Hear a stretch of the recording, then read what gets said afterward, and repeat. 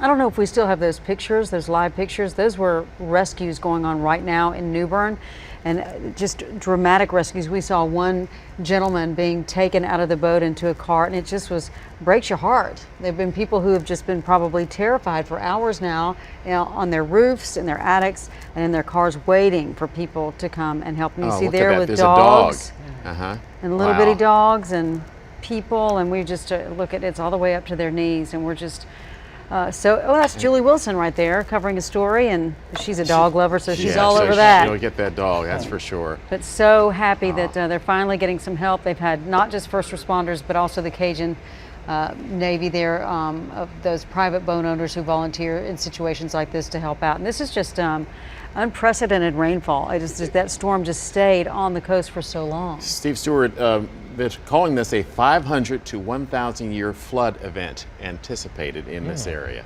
in southeastern North Carolina.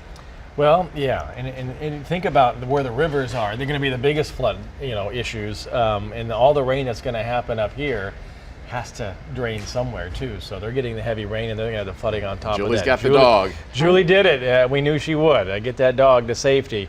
Hopefully everyone is going to be safe. Yeah, this is tough times when you see this, and we have a long way to go. We'll be talking about flooding, guys, on our rivers, potentially all the way through the middle to end of part of next week.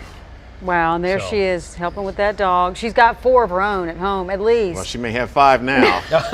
Julie. Yeah. Bless it, that sweet little dog. You think about the people, but also their pets too, all their belongings, and it's just nice to see that they're finally getting some assistance. Yeah. All right. As we continue to look at these live pictures, Craven County, the whole New Bern area, seems to be right now the hardest hit.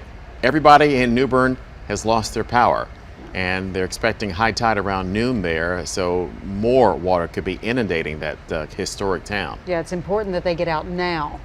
They can't stay any longer, because it is going to come back, and it could come back even higher than it was before. Can we get Julie a mic? Is that possible?